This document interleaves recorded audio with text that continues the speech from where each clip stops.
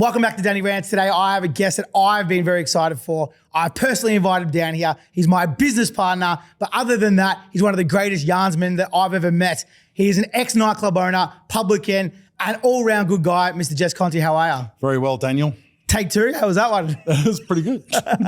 So I brought you down today. Obviously, I've been threatening to have you down here from the get-go. Yep. You don't know this, but I actually made the personal decision to wait because I wanted to get a bigger following because I know some of your stories are some of my favorite stories. So I wanted to ensure that there was a bigger audience to hear these. So we'll get stuck into it. Originally, you are an electrician in Shepparton, and then you fall into working in nightclubs and bars and whatnot. You've gone on to do some of the biggest suburban nightclubs and even like rural nightclubs, which we're going to go through all that stuff. Yep. But what and how do you get into pubs in the first place? Started as an apprentice electrician. Then we had the recession that we had to have, and basically the company went bankrupt. So I moved back home with mum and dad, and they said, get off your ass and go and do something. So I went back to uni and did a diploma in hospitality management and just started sort of working in a mate's pub in their bottle shop, and then sort of worked my way up the food chain and got into management, then sort of went from there. And how did you fall into it per se? Like, well, obviously you come back as an electrician, which is arguably probably maybe a better job than what you've done for the last 40 years. But then you decide to go into that. Like, what made you do that? Was it you had a family friend or something? No, mum and dad sort of said, well, why don't if worst comes to worst and you can't get a job, we can buy a pub and you can run it. So go and learn how to run a pub. So that's basically what I went and did. And they never bought one, but yeah. Was there a passion to it before? Like, were you going out and stuff like that? Or was it used to party pretty hard, between the age of sort of 16 to 20, I suppose, went really hard. Always had an interest in it. I had my mate's family owned sort of 7 or 8 nightclubs at the time, I suppose, when we were growing up. Always around it, always saw it, was always out. So always had an interest in it. When you first come down to Melbourne, you're a country boy, you're sort of exploring the city. Is there some of the nightclubs you used to went to, or any experiences that you can tell me about when you first came down here? Mate, when we came down, we sort of started in the yellow pages and just worked our way through under nightclubs and just went everywhere. So back then we sort of found our home was Amadeus, Transformers, we went Chasers, Inflation, Chevron. They were sort of the homes that we all went to back then. The big ones. Yeah. So the first job you have in a pub, what is it? First job was just working in a bottle shop at the Shepparton Hotel for a mate's family. Sort of worked there in the bottle shop. Used to go to uni, come home on the weekends, work in the bottle shop. And then I started closing the pub a couple of nights a week, and it sort of just progressed from there. How old were you at that time? Probably 19, 20. So how was that sort of closing a pub in Shepparton at the time at 19 years old, sort of being, I guess, the boss in a sense? How was that as an experience? It was pretty casual. Like the pub wasn't super, super busy. So it was a pretty easy job on a Monday night, count a few tills, lock the doors and go home, What's the next step for? Like, how did you progress into doing it full time? Went to another family friend. They asked me, they had a nightclub. So I think I was maybe 21. They asked me to go and work there. So I worked there for a while. Didn't really work out. Bit of a notorious family, I suppose. So I went and did that, and then a job popped up working for Australian Pubco as an assistant manager, as a receiver, taking over like one of the biggest hotels in the town. So I got a job as a senior assistant manager at the Victoria Hotel in Shepparton, which anyone from Shepparton knows it's a massive pub in the centre of town. I went and done that. It's still there, right? Yeah, it's still there. It's owned by, I'm not sure who owns it now, but it's got pokies, it's got everything. When we took it over, it was, a family had the pub 25 years and it went into receivership. So we went in there as receivers, and basically every person they'd thrown out in 25 years come back into the pub. So how was it managing that pub in the small town that you lived in? Do you have any like wild stories from like working in it? That pub was insane. Like I reckon it was my first week. A guy from Pioneer Jukebox come in trying to sell me a jukebox, and middle of the day, 2 o'clock in the afternoon, and there's 3 blokes are brawling on the footpath out the front of the reception, 2 blokes bashing one. So I jumped in and I break it up, and the 3 blokes turn on me and start trying to bash me. So the Pioneer Jukebox guy jumps in and tries to give me a chop out. And then I'm like, I felt obligated. I put his jukebox in. And I think it was 3 weeks later, like one of the staff got belted in the toilet on I think it was a Friday night or something like that. And the next day, the guys that did it came back into the pub, and I told them to get out. And they basically were trying to play pool, and I was telling them to get out, and they picked up the pool balls, started throwing them at me, threw them through the Pioneer Jukebox and destroyed it. So that was the first week. That was the first week? First week, man. It was just chaos. How long were you there for? It was probably about 18 months, I reckon. Yeah, so from probably 20 to, I think I was 23 and I got my first manager's job in Geelong. Did it get any better? No, it was a nightmare. Every single weekend? Every week, mate. It was like, it was just a crazy pub. Yeah. So this is a cool thing that I'm going to bring up, right? So I don't think a lot of people would know now because it's not a part of pub culture. Yeah. So there's this thing in pubs where if you drink your beer, you tip it upside down and put it on the bar like first. Yep. What does that mean? Can you explain it? And have you ever seen it? Yeah, I think I've told you the story not that long ago. But, it was an AFL footballer's dad was in the pub, like massive unit, had fists like sledgehammers, and he's just drinking pots and a bit angry and just turned his pot upside down. And there was a group of guys there from like a freight company that were staying upstairs, just playing pool. He just turned on them and just started bashing them. And it was just like when you turn your pot upside down, it means you'll fight anyone in the pub. And he just turned the pub upside down. Just destroyed it. That's got to be one of the most psycho things, I reckon. And I know I used to always hear it as a rumor, didn't believe it. And then I asked you, I was like, was not 2 months ago. I've only seen it once. Yeah. Only time ever. Have you heard about other people seeing it? Not really. No, it was terrifying because he was a real scary human too. You got to be to do that. Yeah. Just ripped the pub apart. And it was chaos. So you're there for 18 months out there in the pub at Victoria the Hotel. Vic, yeah. Yep. And then I got a manager's job in Geelong, which I don't know, I can't even remember what it was called now, but it used to be called the Sundowner at Corio in front of the Shell refinery. So I got like a caretaker's manager's job there effectively. It was on the way, the pokies were going to come, so they just wanted someone to look after it. Strippers, all that sort of good stuff. Oh, really? Did you? Yeah, it had all strippers in there. All the furniture was bolted to the ground. It was a classy pub. So we had all the Ford workers, Pillington Glass, Shell refinery. So yeah, it was pretty wild sort of pub too. So when you were managing it, you mean like there was a full strip club in there, or was it one of those? No, we did Friday night strippers. Pretty classy girls, you know what I mean? But we did that, yeah. Was that when they used to go the jug around with the $2? No, we used to pay up front, mate. None of was jug. it? Yeah. Fancy one. Oh, prepaid. So when you were working there, do you have any crazy stories from that pub?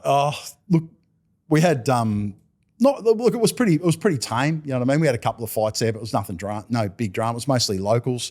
Like when we did the last strip night, the company told me like pokies are coming. We got to get rid of the strippers. So all right, cool. So I'd been writing it down and all the best strippers that we'd had. You know what I mean? And then I just put a sign up like in the window. Last strip show. That was about it. And thought maybe I should get security because we never had security. It was me and I had an assistant manager named James. He was a rugby player, Islander boy. He was about 6'9". So it was just me and him would do the security. So I better get security. So 2 guys, we had 2 security, and I think we had about 600 people roll up into the bar. It was jam packed. Couldn't move. It was just strippers and not a fight, not a drama. But yeah, that was sort of the last strip night there. That was pretty entertaining stuff. How long did you stay there for? I was probably there 12 months. Yeah. And you were living down in Geelong? Yeah. So I lived on site at the pub. I think I got the gig the week like my 23rd birthday. I sort of started there. Was that common back then for managers to live in pubs? Yeah, pretty much. Yeah, like if there was residences, it was part of your package. You got to live there. So I did that, and then I went to the Sylvania in Campbellfield. So I got that gig. I was like 24, I think, and it just got pokies and all that's the thing. And I had an old school manager there who used to get around the pub in trackies and thongs.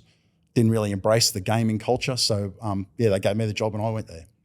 And that's when you talk about pubs in Melbourne, I think when the Sylvania comes with a certain reputation, right? It's one of the roughest pubs I'd say in Victoria. It's pretty harsh. Yeah, so working there, is there rumours true that it is that rough? It was. My area manager at the time, a guy named Joe, he said, look, when you go there, you're going to meet the security guy. He's in-house. He's not part of the crew. He said he'll make the hair on your neck stand up. He's just a frightening individual. And I'm like, oh, yeah, right. He goes, do your best to keep him. Like, he's been there forever. He's loyal to the manager, but just try and keep him, you know. So when we got there, I met the guy, made the hair on my neck stand up. He's like 6'5", not muscly, but those real thick guys, you know, with massive fingers and hands, mullet, big mustache, 50 gold chains around his neck and just ink from the neck down, you know what I mean? Just a massive unit. We got along well. He stayed on, so it was good to have him, you know. So he used to work full-time job down the road. He goes, any dramas, you just call me. I'll come down, I'll sort it out. So there was never a problem when he was around because he's had a massive reputation around the area in Broadmeadows because he grew up there. So was he paid off the books? No, he was on the books. He used to work for us like on a Friday night, just cruise around, really did nothing, have a counter meal with me, eat some ice cream, and then he used to chuff off down to, I think it was back then, it was called the Baghdad Hotel in Collingwood. And some guy he worked for used to pay him huge money just to go between the two and look after him. And he did that, and he used to have a full-time gig as well. So he wasn't actually a security guard, he was more of a minder? Yeah, he's just like for us, he was just there. He'd just walk up to blokes and whisper in their ear. They'd just pack their shit and leave. There was never an argument. I actually, in the whole time I was there, like I never saw him get violent. Never had to. They just have a word and they just go home. So, because this thing here, like you're saying, like it's normal, and I know that these things like sleepers or there's people that come in that sort of take out care of a venue that are paid on the books or off the books that aren't security guards. Like this is something that's been going forever. Yeah. Is this something that you sort of had to have in all pubs, or was it just that specific one? He was licensed and everything. So he was on the books. Yeah, he was all legit, you know, but he was just like at that time, like he was one of those only genuine hard blokes, man, that probably had a license, you know what I mean, that could actually get licensed. But he was a very imposing individual. A lot of interesting characters, no doubt. Is there anyone you can kind of like talk on about that used to be a part of the pub or attend the pub at that space? Yeah, well, I remember like at one point I was down at the Dirty Bird in like Sydney Road getting something to eat, and one of the staff rang me and they go, "Look, you got to get back here. We've rung DJ because I had a problem with this guy in the bar, and they said come back. He's got a baseball bat like behind the counter, and it's going to get ugly." So I'm like, "Yep, hold him. Like, don't let him do anything." I'm on my way back, so I'm driving down Sydney Road. I'm on the phone ringing the security company, the area manager, going, "Get people there." So like I was like 24, you know, full of, you know, thinking pretty hard as you do at 24. So yeah, rolled in, come through the kitchen to Daryl. I go, "Who are they?" And he goes, "Them." And I looked at him and like straight away, man, I'm like, I'm so far out of my league. I just shit my pants, you know. Like the story was that this dude one of them had just got out of prison, done a 10-year stretch. DJ apparently touched him up how many ever years ago, give him a bit of a toweling. The other bloke was an ex-painter, was, you know, involved with the painters and dockers, bib and base overalls, like something you see on TV, you know, ink, just scary, scary humans. And I'm like, fuck, man, I'm here. What am I going to do? So, you know, everyone in the bar's there. So you got to take your balls out of your purse. Walked up, said, got to go. And he goes, well, who the fuck are you? And I'm like, well, I'm the manager. And he just fucking laughed. And he reached for a stool. And I was just like frozen because I was shitting my pants. And DJ's like stepped in and then the cavalry came and Greg and all these guys come through the door and, you know, we got him out and that was okay. So yeah, we got him out and then Daryl rings me and he goes, "Oh, you might want to be careful, man." He goes, like, this bloke had shot up the penthouse around the corner. He's done this, done that. And I used to live at the pub and my bedroom like backed onto the car park. So I was fucking terrified, man. I was sleeping in the lounge room on a fold out bed for like the week and told my area manager and he goes, "Well, what do you want to do?" And I said to, you know, DJ, I'm like, "Well, what do we do?" He goes, "Well, I want my guys to come and, you know, sort this out." So I said to the area manager and he goes, "Look," spoke to, you know, state manager. State manager goes, "I don't give a shit what you do. Just sort it out. I don't want to know about it," you know. So we had some of DJ's mates come down and probably 3 of the scariest humans I've ever seen in my life.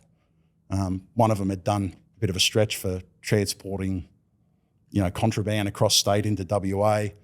Another one had like an islander, the biggest man I've ever seen in my life, was, you know, fought in a strongman contest. And then this other sort of muscle-bound dude, but really polite, quietly spoken, face tattoos. And so we had him lurking around the pub for like, I don't know, a week. And, you know, and then I remember on the first Friday night, we shut the bar early because these 2 blokes turned up and they were like driving around the pub in a tow truck, just really slowly, just idling around the pub. So we got the 4 of them out there and it was a bit of a Mexican standoff and I was fucking terrified, man, because I was only 24.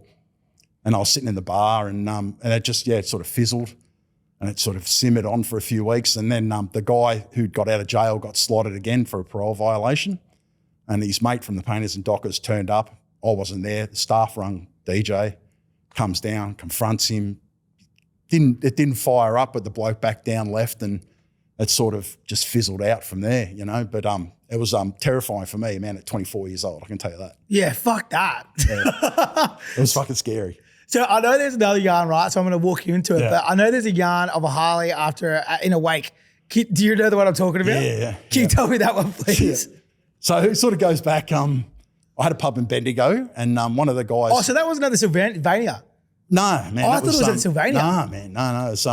So when we opened a pub when we owned a nightclub in Bendigo, one of the guys there, this guy Kiwi, Shane Martin, had a security company and he used to look after one of the other pubs and we sort of became mates. And at that time, like I got ended up getting divorced and I was moving back to Melbourne. So I said to Kiwi, "I'm going back to Melbourne. I'm going to run Kramer's Hotel in Preston."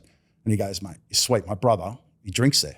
He goes, "So I'll get you introduced to all the boys because pretty rough bar." He goes, "I'll look after you." I'm like, "Beautiful." So his brother was there, and there's this other guy, Walter, was like an elder. You know what I mean? So if anyone fucked up, you go and talk to him and he'd calm them down or whatever. And I've been there, and he goes to me, he goes, oh, listen, we've got an unveiling on the weekend. He goes, you might want to put a few more staff on. I'm like, oh, what's an unveiling? He goes, well, one of our mates died a year ago. This is like a bit of a celebration of his life. We come back in and have drinks, and then we go and have a hungy. He goes, we'll be there like 2 hours. I'm like, yeah, no worries, put a couple of extra staff on, you know what I mean?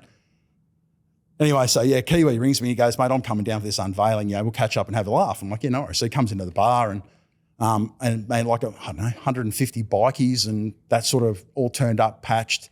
And I was like, fuck, man, this is crazy. They're all in the bar, and they're out the car park drinking, and I'm like, come boys, come back inside, you know, don't drink on the street. And they're like, yeah, no worries. And then they just flow back out. So I end up just giving up, you know what I mean? I'm just like, everyone was behaving, and they're all just drinking and having a laugh. And I'm sitting there with Kiwi, and there was 2 sets of double doors in the bar, and the doors just flew open, and these blokes were holding them open. And I hear a Harley start, and I go to jump up, and I'm standing up, and Kiwi grabs me. He goes, just sit down, let it happen. It'll be over in 30 seconds. And I'm like, what the fuck? And these dudes like fucking rode a Harley into the bar, like, and just did it. It wasn't huge, but they rode it in the bar, and they like around and out the other door, and everyone's cheering. And I'm like, what the fuck, you know? And I go, what's that about? And he goes, well, the bloke that died when he got his Harley, like how many ever years ago, like 20 years ago or whatever, that's what he did the night he got the Harley. He rode it through the bar. So they just reenacted it. And I'm just sitting there, and there's all bikies, and there's like, and I'm just like, by that point, you just sort of give up and just let it go with the flow, you know? And yeah, so that was with Kiwi when they rode the Harley through the bar, which was, again, nothing to do about it. You just sit there and watch it unfold. And sometimes you got it, right? Like you got to hedge your bets. Don't worry about it. So can we jump forward? Because I thought that was part of Sylvania. Yeah. So you're at Sylvania. How do you finish up there? Sylvania, I sort of did a fair bit of time there. It was like a 24-hour pokey joint. I think it was one of the first Tabaret 24-hour anyway in Melbourne. So we did that. Got a bit burnt out and did a bit of a holiday and did nothing and quit for a while. Then I went back to, by that time, I think it had turned into ALH by then, I think it might have been. I went and ran the Ashley Hotel in Braybrook, which is another sort of classy establishment. Did that for quite a while. Nothing major really there. I think we had a lot of junkies used to come and hide their friggin' smack in our toilet, you know, the cisterns. They used to all hide their smack in there. Few ODs. I think we had a couple of armed robberies in the bottle shop, but it was, relatively calm, that pub. So some of the better areas, like you're doing a hit list of places you shouldn't visit in Victoria. Yeah. All that, from there, I went to a even better one, which was the Max in Melton. Which was a absolute cracker of a pub. So I know you're running pokies and stuff, right? And this is something I've always found interesting. I know you've got yarns, obviously I know them all. We've worked together for fucking 2 decades. But there was a point that you've sort of talked about how you went from running pubs and doing that and then working in gaming. And there was points where you were working it, but then there was other points where it was challenging. I know you got some crazy stories, so we'll start there first, of people coming in, like Spence. They're a bit like deprived stories, but can you share any of them? What, pokey players? Yeah, so like people that would come in and sort of, I guess you saw firsthand how pokies ruining people's lives. Yeah, 100%. Can you share some of those stories with us? Well, when I was at Sylvania, pokies were pretty new to the state, so it was quite a new thing, and there was no self-exclusion, none of that sort of stuff existed, you know what I mean? It was like whatever you could do to get people to punt, you could do. Like, and I had this thing back then, I was the first one to do it, was called a grant and marketing card, you know what I mean? So these blokes went door to door, and on there we had to spend 25, get $5 free on the pokies and all that sort of shit, right? So it was pretty full on. It was do whatever you wanted to get people in the door. And I remember this woman came up to me and she's like, they'd sold the house at Broadmeadows. They're going to build their dream home in Craigieburn, and they were living in the caravan park across the road in the interim. And she came up to me, she goes, look, I need you to bar me from the pokies. She goes, I'm just pouring all my money in there and I've got to stop. And I'm like, all right, you're barred. And, you know, within 6 weeks, she comes back and she goes, oh, listen, can you unbar me? And I'm like, well, you're unbarred. And she poured their entire deposit and, you know, proceeds of their sale into the gaming machines. Fucking crazy. So back then there was just no controls. It was like the Wild West. You sort of did whatever you could do to get people to punt. And so when you were young working in that situation, was it like something that you got used to? Like I know I talk about it all the time, but you work in this industry, you start to see things like ODs and you start to watch them like they're TV, you know? Like, was it something like that you just got super used to, or did you ever have any like ethical point where you're like, I don't know about this? Pokies initially probably not, because it was new and exciting and it was sort of a new industry and you're sort of learning as you go. As I got older and I spent a lot of time in it, we actually owned one at one point, a gaming venue, and I went from like we owned clubs and then we bought a gaming venue and I went and ran that, and it was just soul destroying to go and run a pokey joint back, after doing that. Just, seeing people. I used to get there, open the doors at 7 a.m. and there'd be people sitting in the car park waiting for me to get there. They've got a full face of makeup on. They've set their alarm to get their ass out of bed to come down and play pokies at 7 o'clock in the morning. It was fucking horrendous. That's rough. Oh mate, it was horrible. So it's no one's having fun either. Like nobody. Yeah, and they're designed right for people to lose. Yeah, correct. Can you run through that? Because I know you've got a better insight than other people, but how does it actually work, the machines? Well, when we were running them, that was Tabro and Tattersalls had the monopoly, right? So the machines had to return to player a minimum of 87.5%. So that's what the return to player was. Machines used to run at about 91. So that means 9% of everything that got fed through in turnover was lost. So you just can't win. You know what I mean? It doesn't matter. Like you might have a good day and you win, but if you keep coming back, you're always going to lose. So they're designed to lose, for everyone to lose. It's crazy the government's like allowed to hate. Like I know you know that, I know that, people know that, but it's like everyone fully aware that you got more chance of getting struck by lightning than winning a fucking major jackpot on the pokey machine. But no matter what, people still keep coming in. It's they do, mate. Yeah, like we used to see people come in and they'd set up like crosses and shrines and troll dolls and they'd rubber machines in sequence and shit like that to change luck. It doesn't matter. You're going to lose. It's like a bit of a human flaw sort of. Sorry? It's like a bit of a human flaw. Yeah, it's addictive, the same as drugs and alcohol and everything else. You go and you start up, I think your first club's in Bendigo, right? Yeah, correct. Why and how does that happen? What's the story behind that? I don't know. I always had a thing for Bendigo. So I used to party there a lot when I was 18, when I sort of moved back after when I was an apprentice, because my friend's family had, at the time, I think they had like 4 nightclubs in Bendigo. So I had a bit of a thing for Bendigo. And then this pub that we loved had been shut down and it was just sitting there vacant, had been vacant for years. And me and my best mate basically sold houses and went and tipped the cash into it and started a club in Bendigo. And so your experience with running pubs and pokey venues and bottle shops and all sort of stuff. Yeah, at that point, yeah. And so what made you think you could give it a crack? Oh, because when I was running the Max Hotel, we used to do entertainment on a Friday night. So we had DJs and it used to pump along and, we had a chock-a-block bar. So you're like, yeah, well, I can do that. And it was a bit different then too. It wasn't as reliant on promoters and people really didn't give a shit about the music genres, you know what I mean? Especially in the country, it was as long as the tunes were good, DJ played good songs. It was actually a band era then. It was sort of in that Star Bar era when we opened up. So it was really cover band based. So we had bands, 2-3 nights a week and that's what we did. We had uni night. We did okay out of it. Fell foul of the council because we ended up in VCAT then too for a 5 a.m. license and went through that whole process. And like I say, then I got a divorce and moved back to Melbourne. So the whole thing sort of thing went pear-shaped anyway for me at that time. So when you talk about Broadmeadows, you talk about Preston, you talk about Max Melton. What was the most rough pub that you worked in? Probably the roughest was when we opened Pure nightclub in good old Melton. Yeah. I reckon we might stop there because I want to full circle back there because I know some fucking cracker yarns from that place. So you're at Universal, you're working there. How long did you actually have it for? Was it Universal was the club? Back then it was a Universal bar, but when we were opened as the Albert Hotel and it got sold on and turned into the Universal again. Oh, okay, okay. So when I came back, I went to Kramer's in Preston and then a guy named John Ashley, who had a lot of pubs at the time, rang me and said, do you want to come and run the commercial in Werribee?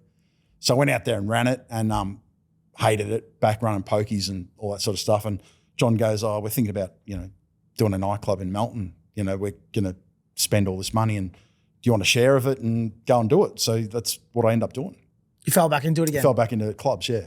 So in Bendigo, I know before you said Kiwi, right? So Kiwi is Shane Martin, who's Dusty Martin's dad, His right? Dad, yeah. So what was he doing up there? He had a security company. So across from us used to be the Sundance Saloon. So Dusty's dad had the contracts and he used to do that and quite a few other venues. And because we weren't open Friday nights, we'd go over there and drink. So we all became friends. He'd drop past the pub. So it was good fun. And up there, was there much trouble or was it all sort of contained? Mate, Bendigo was the best fun. We had a ball up there. You know what I mean? There was no violence, no drugs. We just had a really good time up there. It's probably the most fun I've had in clubs. Yeah. And you talk about Dusty, he's obviously an AFL player. No doubt you dealt with him, especially in those rural towns where they were probably king of the city. Yeah. Did you have any run-ins with AFL players up there? We had a few. Yeah, we had a few. Local legends that were born and bred in Bendigo that we had problems with when we were up there. Probably don't want to mention their names. Don't mention their names, but tell some stories. Well, one of them's, we had one gentleman who was up there. We had upstairs, we used to do a bit of a techno thing. And some guys who did hard candy ran a bit of a night upstairs for us. And he was an AFL player at the time, was up there and he was off his guts like massively. And pissed all over the furniture and on the walls and stuff like that. And one of the boys like threw him down a flight of stairs. And the guy who was the promoter, he just lost it. He was like, it was disrespectful, and he spat it and was, I'm going to go to the media. And at the time, I knew this guy's manager. So he's rung me and going, oh, don't go to the media. He's been having a tough time, you know, do the right thing and blah, blah, blah. So we ended up ringing the club, and the club gave us like footy tickets and a shitload of, you know, memorabilia and stuff to sell, and sort of glossed it all over. But yeah, he was his dad was a pain in the ass as well. They were the same. His dad used to walk around like he was, you know, 10 men as well. But yeah, that was them. We had problems with the Carlton Footy Club back then too at one point. Some of the boys up there on a footy trip, you know, doing shots and throwing the empty glasses over their heads into the beer garden, you know, all that sort of stuff. But yeah, one of the local legends was probably the worst back then. And how was it normally dealt with? Like, even probably now it's different, you know, but back in the day, AFL players would come fuck up, and then you sort of had to turn a blind eye. It was like a bit of a rule. Yep. Was that the same sort of situation through your working? Oh, look, we wouldn't take any shit from them. Like, we had like a lot of guys come in, like Wayne Campbell and stuff like that came in. Absolute gentlemen, like really good guys, really nice. Tony Liberatore came in back in the day, and they were all nice guys. There was some that were just, you know, asses, same as anything, I suppose, you know. Yeah, I've probably meant when I said that, it's like, no, as a venue, you'd still kick him out or fucking, you know, they might get a hiding, but it was almost like an unwritten law. You couldn't go to media, you couldn't go dob on them. Oh, look, yeah, you really couldn't. We wanted to, you know what I mean? But yeah, like his manager was like, please don't. And we're like, just let it go, you know. You go down to Pure, and I know some of your best stories are there, right? So you start up Pure nightclub. How does it launch? Yeah, well, I remember we put a crew together like back then, you know, because I'd run the Max, had a pretty good track record of the town, knew what it was all about. So yeah, I had a couple of boys that worked for me at the Max, and I said to them, like, I want you to put a team together. The only rule is, if it happens, we don't lose. So we had all in-house guards from, you know, 6'7", 6'8". Probably the smallest guy was probably 6'2", 6'3". Like, they're all 140, 150 kilo, all monsters. And that's the team we put together. Back then, we spent a bucket load of money on it. It looked as good as anything in the city. It was like a huge reno. As I say, at the time, my business partners had plenty of money, and we threw a heap into it. And it was the whole thing was to bring the city to the burbs, and we did that. But, you know, sort of a bit of an adventure. Like, the first 3 months, it was, excuse me, you got to leave, and it was fucking make me. That was the first 3 months of sort of what happened there. So it was pretty full on. What made you pick Melton of all areas? Well, because John and that, who I was partners with, they used to own the Max. So they liked the town. They'd made a lot of money there. And it was a bit of a plaything for those boys who had bucket loads of money. So we built this really nice club. Yeah. So when you're working there, right, you had to obviously talking about people coming up and you're asking them to leave, they're trying to punch on. Like, how did you navigate this? Obviously you had that big team, but so what were some of the situations you had to navigate when you were running it? Dude, we had, like, you write a book just on that one venue, man. It was hectic. Like, with fighting with footy clubs, like just everyone. It was just always on. Drug dealers, bikies. We had plenty of stuff with bikies there. Yeah, it was just, I don't know. Do you want me to one of them? Yeah. Right. No, so hit me with a couple of them. All right. So we want the eye, don't you? I want the eye story. So there's one story that I personally have told on. Sorry, I'll start again. There's one story that's probably one of my favorite, and it involves your nightclub and finding an eyeball. Yeah. Can you run me through that story? All right. So we had a guard. He was like a 50-year-old Adonis, like a Samoan guy, massive boxer, really quietly spoken, really nice guy. You know what I mean? Huge muscles. Anyways, this was one of the local legends who was a pretty hard boy too. He was an ex-boxer, and he was asking him to leave, and he'd just been a real ass, and he had a hat on and he wouldn't leave, and he was like just sipping his beer a little bit. So he's walking him from one side of the club to the other, just walking him slowly, and this guy's just, you know, antagonising him the whole way. And they get to where the door was, and also just at the office, which was where the exit was, and the door's open, and all I see is this guard just like whack this guy and just KOs him. Like, he just goes down out cold. I'm like, fuck. So we run in there and we drag the guy out, and you know, he comes to, and we put him in a cab and sent him home. You know, thought nothing of it. About an hour later, I get this phone call, and this woman's just screaming at me. She's like, "You're fucking security, knock my husband's eye out." And I'm like, "Fuck, what do you mean knocked his eye out?" And she's going, "His glass eye. Your security guy punched the glass eye out of his head." And I'm like, she goes, that eye cost $2,000. I want you to fucking pay for it. And she's going berserk. So me and Steve was head of security. We got torches and we're like in the club, like looking around on the carpet for this fucking eyeball. And then bang, we catch it in the light, you know what I mean? And there's an eyeball and we pick it up and take it in the office. And like, we've got it sitting on the desk and just fucking couldn't stop laughing because it was hilarious, you know? And it was kind of funny. We rang them up and said, yeah, we got the eyeball. We put it in an envelope and they come down the next day and sort of we handed the eyeball back and, you know, no harm, no foul, and on we went. Did he come down or his wife come down? He came down and we gave his eye back, yeah. Was he embarrassed? No, he was like, oh, you know, your guard sneak-owed me and all that sort of bullshit. But mate, they were a different breed, man. Like they'd cop a whack and, you know what I mean, and just sort of apologise if they were in the wrong, you know what I mean? And everyone would move on and there was sort of no grudges held, you know what I mean? So do you reckon that was a part of that era or do you reckon it was a part of that area? Because I know when I grew up, like I personally been bashed by multiple security guards and I used to cop it and you'd go there and apologise a week after. Yep. You might get a 1 or 2 week in the sin bin and as long as you weren't a dick about it, it and went to the police or whatever, normally you'd end up getting like a stronger relationship with the guard. Yeah, 100%. Yeah, definitely. Like most of the guys would just cop it on the chin if they got a whack and if they were in the wrong, they'd apologise and give them a couple of weeks, let them back in and generally they wouldn't fuck up again, you know what I mean? Because you get a bit of a relationship with them and you can pull them up, make them behave.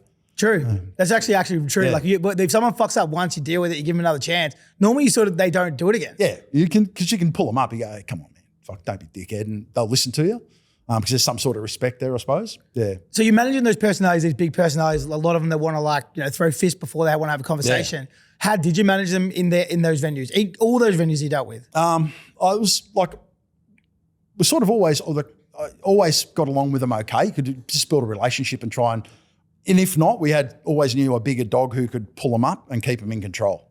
So we always had, one of the security guys, the owners of the company or one of the area managers knew somebody who could have a whisper in their ears and pull them up anyway, so we always sort of got away with it.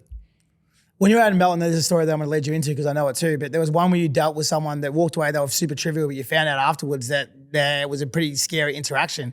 Can you tell me that story? Oh, I've had heaps of them out there, but I don't know, you talk about one with the 1%ers or with a mobster guy? The mobsters. Oh, yeah. So we used to have these. It's a choose-your-own adventure right now. So back then we had these two guys who used to come on a Friday night, young, probably mid-20s, always really polite, get there at 9 o'clock, shake everyone's hand, come in, drink, go home, never a drama, And they were really nice guys. And then they had an altercation with someone and they got jumped one of them got jumped at the bar and he copped a bit of a whack. And he got dragged out in amongst it, it was him and his cousin. And this dude just went to the boot of his car, popped the boot, pulls out a 9mm, puts a clip in it, into his jeans and walks up the front door and goes, go and get that cunt. And the doorman's like just staring at him. And the guy had a moment of clarity between the anger and he looked up and just looked directly into the camera and he just turned around and went back and put the gun in the boot, you know what I mean? And someone had called the police obviously because some dude's pulled a gun out and I've come out and I know this guy because he comes every week, doesn't say a word. So I went and chatted with him and I'm like, what's going on? And there's police coming everywhere. And we had a pretty good relationship with the Melton police and they're looking at me going, well, what's the problem? And I'm like, nah, it's all good, you know what I mean? And they disappeared. And this guy goes, he goes, look, thanks for that. He goes, yeah, look, I've done the wrong thing. I got a few guns in the boot. I went and picked them up for my uncle. I should have taken them home, but I didn't.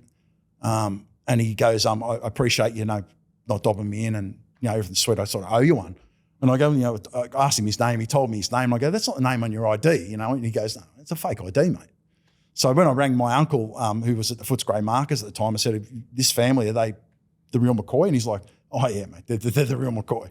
But this guy, was really polite and just some local hero give him a whack, for no reason and nearly got on the wrong end of it, yeah. It's a good lesson learned, hey? Like you don't know who the person you're kind of antagonising is. Well, I said to him, I go, why do you come out here for? He goes, well, no one knows us, man. We can just have a drink and relax and there's no bullshit. But that was probably the last time we ever saw that guy too. He never came back after that. It was the end of him. It's an interesting thing I always talk about, like we're in the grey zone, right? So you're dealing with these types of, fuck me. It's an interesting thing. I always talk about how we're in the grey zone. Yep. We're dealing with police, we're dealing with these sort of operations all the time, right? So you're sitting there as like a conduit between both and you've got to manage both. So you're talking about how the cops came and you're like, no, it's all good, like leave. Yeah. You're doing that because long-term in the venue, if you don't, it could cause you more troubles, right?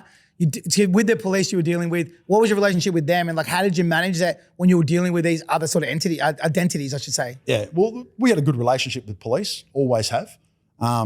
Because again, if they know you're trying to do the right thing, and you're transparent, generally they support you. It's only when you try and hide shit from them and you know, delete camera footage and do all that stupid shit where they sort of get it in for you. But as long as you're transparent and like in Melton, we were pretty heavy-handed too, and they understood that sometimes that was called for because it was pretty rough area and hard to control. So we always had a great relationship with the police. I feel like in saying that, like I've dealt in nightclubs forever and it's like they'd come, watch the footage, coppers. This is even until like 10 years ago. And if someone deserved it, they'd be like, all good, play on. Yeah, so cops have always been pretty good with like, you know, people whinge about getting flogged or whatever, but it's like, if you deserve it, even the cops back in the day, not now, I'm not saying, but they would turn a blind eye to it pretty fucking quickly. Yeah, 100%. Yeah, like because sometimes it was just called for, you know what I mean? And they know that too, you know what I mean? Sometimes there's the only way you can deal with it is, you know, to give someone a clip. Melton's like a small town, but also a big town, right? So you're dealing with these cops. No doubt they were rolling through your venues and stuff too. Was that a weird situation having them in there having a drink and then, you know, a week later they're coming in telling you what to do? Look, mate, yeah, they used to come in and have a drink. They were always, you know, courteous and they'd come and have a drink and we had a really good relationship with them out there. Yeah, they didn't really hassle us. Were they ever in police uniforms when they had a drink? No, I don't want to talk about it, man. No comments? No comment. So you owned Stairs, right, at some point? Yeah, it wasn't Stairs. It was called the Attic. Yeah. Oh, the Attic. Okay, fuck. Did it turn into Stairs? No, I don't know. I think I just fucked that up. Might have. So the Attic out in Sunbury, did you own it at the same time as you owned? Yeah, we had Pure at the same time, yeah. And so what was that? Were you managing that or you part? We had a manager in that one. Yeah, so we had a guy running that. We had a couple of guys go through that venue, but yeah. Another rough town. Yeah, it was, but it wasn't like Melton. Like it was, I don't know, it was a lot closer to the city, so a lot more people used to go into the city. It was okay, but it wasn't, you know, brilliant for us, you know. Melton was like clockwork, you know. Saturday nights back then we were doing 700-800 people on a Saturday night. It was, you know, great venue. I don't reckon that the clientele has changed much now. I think it's still just as rough as it fucking was back in the day. Yeah, it was pretty full on. It was crazy actually. So why do you leave there? Huh? Why do you leave there? Look, we got rid of Melton, I suppose, just because at the time we bought a gaming venue as well in Lilydale. So we had the one in Sunbury, we had that one, we had the one, and so it just sort of, time was right to get rid of it. Didn't think we could manage more than that. So we sold that. We sold the Sunbury one and we had we sold the Crown Hotel in Lilydale. We sold that pretty much, I think it was 3 weeks after we bought it, to be honest. Then you start up another club, and a lot of people that I know, including myself, this is where I kind of come into your story, is that you start up a club called Orange Whip, which is fucking probably the biggest suburban nightclub in that 2000s era. What makes you buy it? Well, we just sold the Crown in Lilydale and I used to drive home and drive past this site like every day. And I'm like, oh, fuck, I need another job now because we just sold this pub in Lilydale. And drove past this site, used to be a pool hall. And I remember the juice era, how big it was and all that sort of stuff. So I stopped in, had a look at this pool hall, had a liquor license, rang one of my partners up and said, I reckon this will make a great club.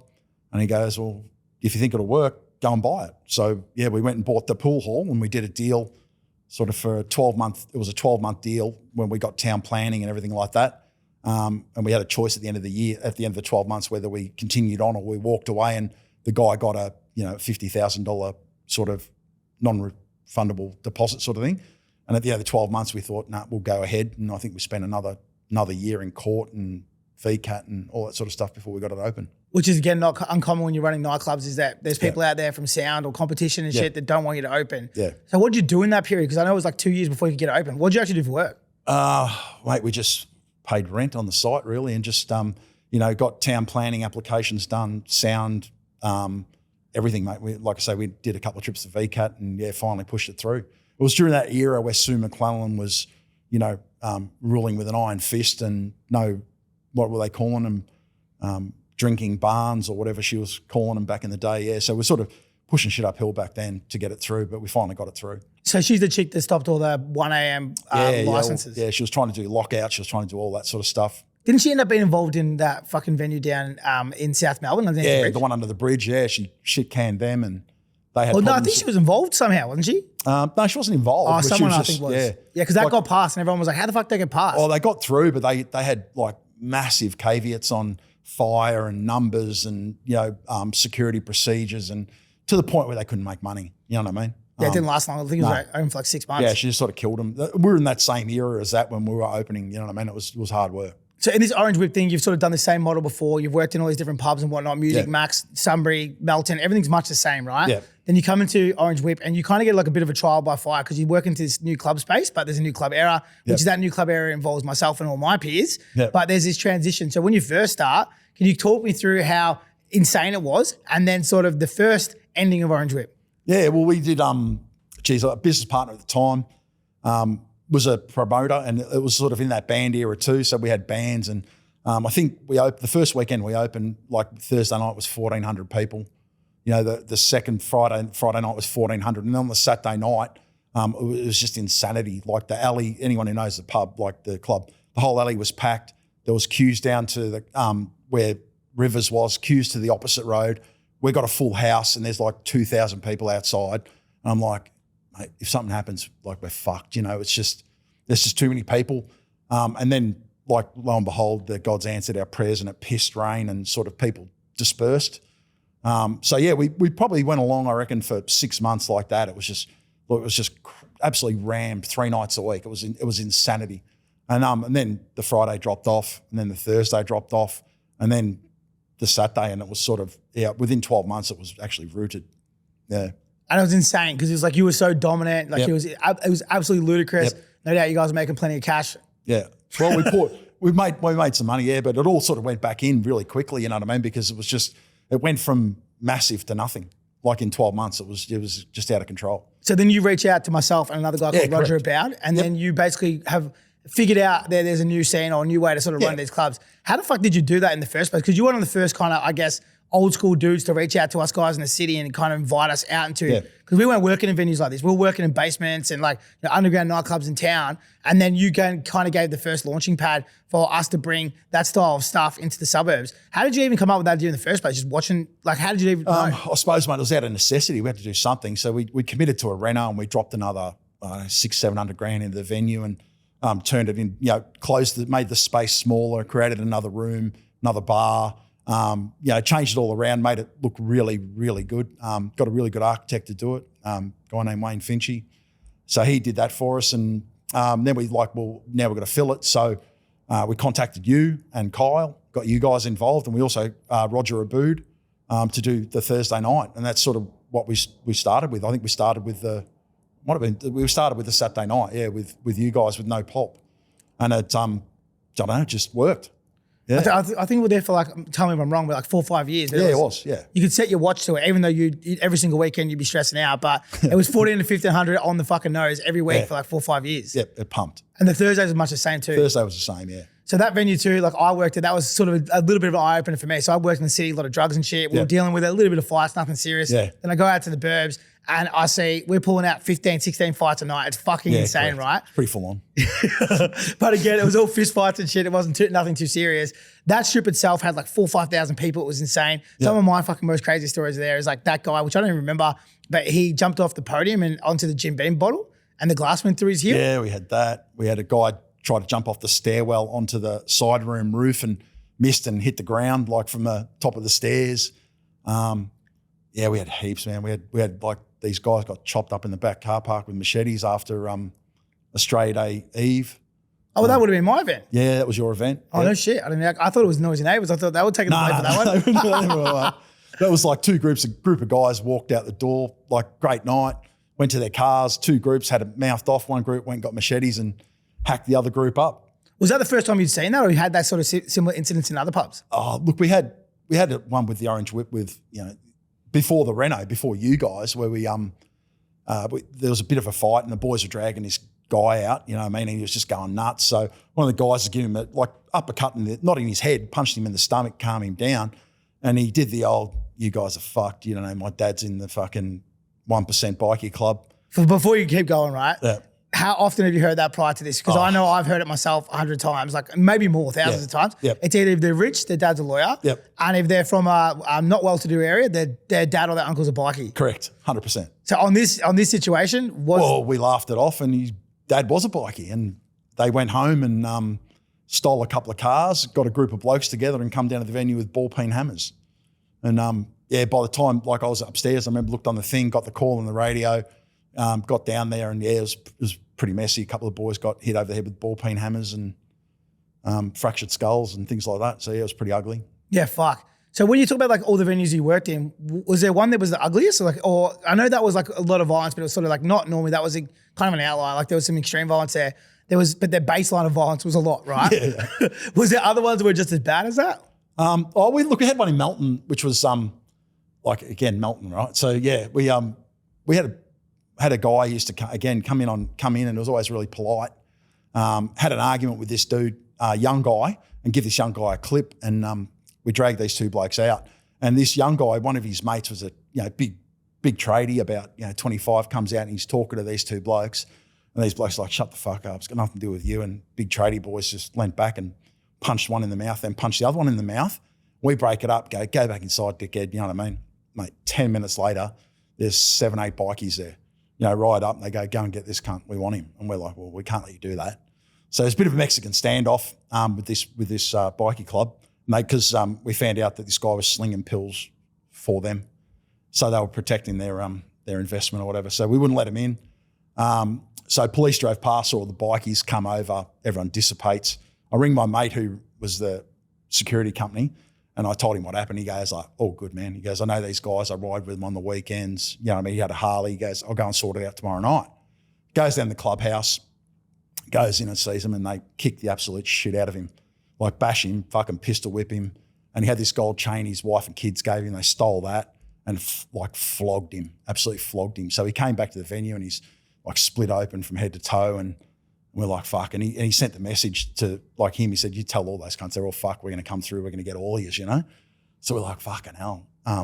So what do you do, So he rang the guy who owned the security company. He was from Sydney, pretty heavy hitter in Sydney. And he flew down with a couple of his boys, a couple of scary looking individuals. And so I remember we all met at Crown, and they bought this bloke, we'll call him DG. And they brought him in and said, he's going to look after you until we sort this mess out. And I'm like, yeah, okay, right. So there's this dude with like white hair, shaved, olive skin, black eyes, covered in ink, like a fucking terrifying human. So yeah, for a couple of weeks we had him basically shadowing us. Like, so he was at the venue, everywhere I was, he was. So everyone was pretty worried, they're going to come back through and, basically do whatever, So obviously you can't call the police, because if the police start going around there, they'll end up burning your venue down or fucking whatever. So we're trying to deal with it internally and sort it out, and that was a pretty scary time. And I remember one of the guys who owned the security, one of the security managers rings me, he goes, righto, we've teed up a meeting. It's like going to be Thursday afternoon, nice and calm. They're going to come. They said, look, there'll be a carload of boys with bats around the corner. Fraser, Fraser, yeah, Fraser, they go, Fraser will be at the door. He'll have a metal detector. He'll scan everyone. They go, DG will be in the room with you and Greg. DG he'll be tooled up. If anything happens, just get the fuck out of the way and let him handle it. And I'm like, fuck, dude, I just want to run a nightclub. And I'm going to a fucking, like a bikie sit down with a fucking gun-toting gangster and, someone else. So like, I remember I was home and I was fucking doing star jumps. I was terrified, you know what I mean? And so that was that. And then I got the phone call and said, no, they've pulled the pin on it. And I'm like, fuck, man, it just kept going on and on. So we've got this bloke looking after us. He's at the venue, you know what I mean? Just middle of summer, he's wearing a fucking overcoat because he's fucking, he's carrying. So it went on for like weeks. It was around Christmas, and then we got another call and they said, look, the meeting's scheduled in a public place in this restaurant in Melton at the front. There's go there, you and Greg, and the Victorian president will come and blah, blah, blah. DG won't be there. He'll be across the road, right, watching. So I remember me and Greg are sitting at the front of this restaurant having a coffee, and all these fucking Harleys roll up, and the poor bloke who owned the restaurant's just looking out the window, just like, fuck, just shaking his head. And we sat down and we talked it out and, decided it was a miscommunication, and they gave Greg back his chain that they stole when they bashed him. The Vic president gave us his phone number, and if anyone plays up, you ring me from now on and we'll fucking deal with it. And we all did the secret handshake and hugged, and that was sort of the end of that. But it was a pretty scary time. At what point did you think, fuck, I wish I stayed being an electrician? Mate, I reckon 25 times before that, dude. It makes for good stories, you know what I mean? But my wife, I've never told my wife anything, man, because she just would have lost it. Yeah, it's one of those things, like, as you go along, like, I thank fuck I have never had to sit in a bikie sit down, but you're constantly sitting in this world where you're skimming across these situations. And as you say, you're not signing up for it. So like some people sign up to live that life. as a club owner, you don't want to do that. You're just a guy trying to make a buck. Yeah. And, you know, like working at night times, you might be into music. Yeah. You might understand hospitality. It's like, it's literally not what you signed up for. Yeah, we were just trying to run a safe, clean business. That's all we were trying to do and make some cash along the way. You know what I mean? But like Melton was just a different planet, man. It was just different. Like we had, this is another good one for you, right? So we had a couple of bikies that we knew them. No colours were allowed in the venue. They used to come down a bit, you know what I mean, always behaved. There was always that, you know, edge of you're always worried if they're going to fuck up, but you sort of tolerated them, you know what I mean? And they turned up one night at like 1 o'clock in the morning or something. And it's about 1:30. One of the boys comes up to me and goes, mate, these two clowns, they're both carrying. They're looking for this bloke that we all knew. Apparently he's slept with this dude's wife or girlfriend or some shit, and they're looking for him, and they're both carrying. You know, what are we going to do? And I'm like, this is fucked, you know what I mean? So I got one of them out the front, and I'm like, man, I know you got a piece. Fucking, you got to get rid of it. You know, and he's like, no, I haven't got one. And he just kept denying it. So had the boys sort of standing with him, talking to him, you know, having a laugh. And I think it was 1 o'clock, and at like 1:45, man, we just pulled the pin, shut the venue, got rid of all the customers, kept these two clowns there for a little bit longer, and had a couple of drinks and sort of sent them on their way, and then rang up my mate again. And one of his friends is, I don't know, he was a real estate agent at the time, but he was a very well-known, knew everybody. So he said, no, this is not right. He goes, you blokes are just trying to make an honest living. You got these fucking dickheads turning up with guns and blah, blah, blah. So he rang a guy you might have heard of. I don't know if you have or not. Some people have. This guy, Greedy Smith, who was bank robber? Yeah, great bookie, robbery, whatever.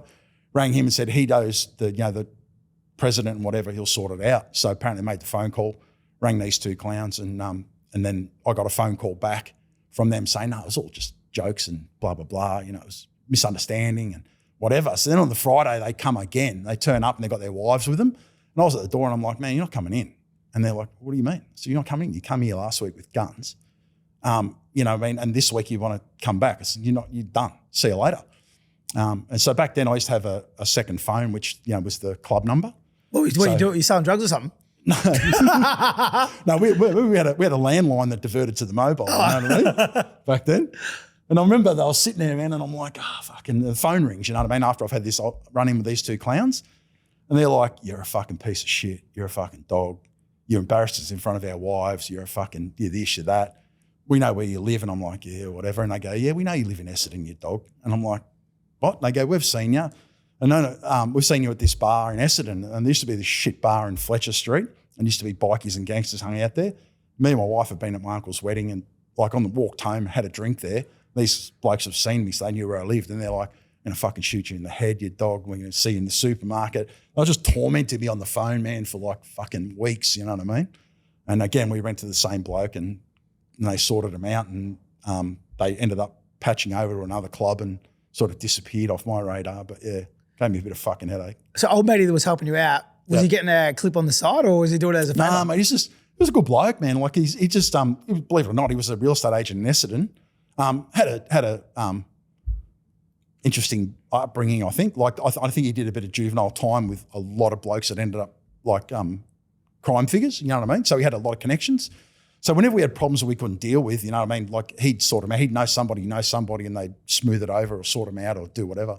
If you're working in the industry, especially back in those days, you had to. 100%. If you didn't, you were like basically asking for trouble. And if you didn't, a lot of people used to buy or pay or have partners that were gang members or, you know, involved in that world so they can help navigate those exact situations that you were navigating yourself, unfortunately. Yeah, well, I think that all the things that he helped us out with, like he helped us out with this, you know, like the ball peen hammer thing, he helped us out with these bikies.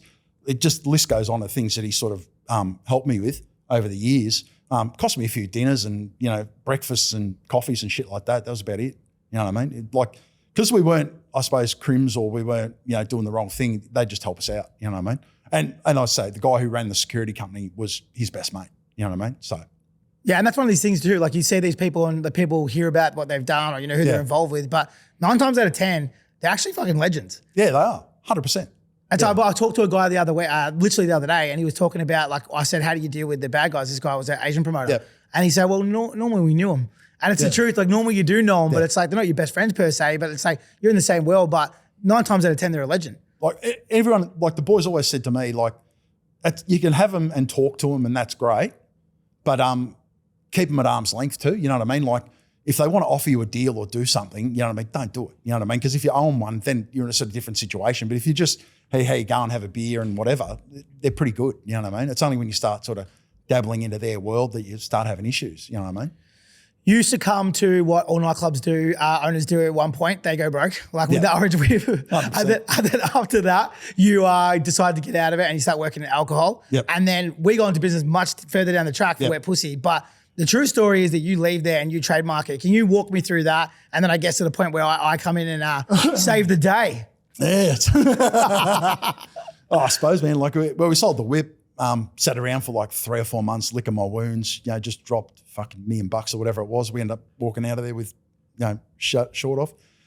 Sat around thinking what I'm going to do. And again, sort of thought about it, thought, well, we used to make 20 litre batches of wet pussy. So put it in a bottle, got a company to make it for me and started selling it. Basically, that's what I did for pretty much until COVID, you know, for 3 or 4 years. We're just selling stuff to clubs. And when COVID came, it shut that business down. I lost that business and had forklifts and factories and all that shit disappeared and done my ass in that one as well, effectively. And at the same time, like a dumbass, just before COVID, I thought I'd be smart and open a restaurant and did the reno and paid for that and then got stuck in that restaurant. And it was a nightmare, you know what I mean? Like with COVID and everything, we had no support, no nothing. And then I suppose you guys came to me because I'd offered you to get involved with this business and you just didn't want to.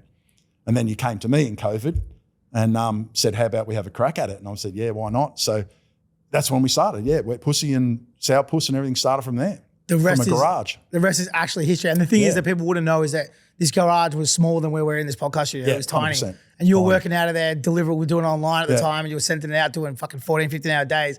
It literally is like one of those startup stories where it was in the back of a garage. Like this thing was so small and now our factory's fucking humongous. How many square meters is it? Oh, it's 2,000 or something, yeah. Yeah, and we've got multiple staff. It's continuing to grow year on year on year. It's an amazing story. Yep. So Jess, looking back in reflection of your time, you've gone up, down, round and round. You've done all this sort of stuff.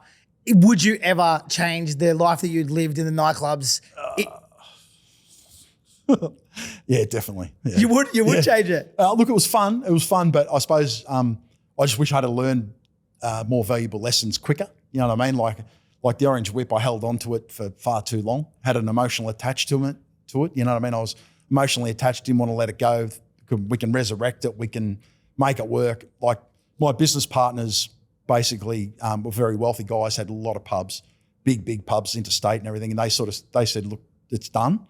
And I went, no, it's not. And I took their shares, took the debt, took everything. And in hindsight, I should have followed their lead and been a bit smarter because they were a lot smarter than me. And I probably would have saved myself, you know, 500 or 600 grand, I suppose. So you're not the first nightclub owner to do it and you won't be the last because that industry there's a certain type of person that's attracted to it and there are people who are super passionate and do these things, not by default, not because they're dumb, just because they lead with their heart, not their head. Yeah, 100%. You just get emotionally attached. And for me, the Orange Whip was 8 years of my life or something, you know what I mean? So you think we can turn it around, we can fix it, but mate, at the end of the day, it was fucking done. So finally, those things is like we kind of worked together in that period. I went off and worked at Empire, then we came back together. So it's full circle, right? So those mistakes that you made became sort of the mistakes that I got to avoid in a sense. Like I sold my club a little bit earlier because you told me to.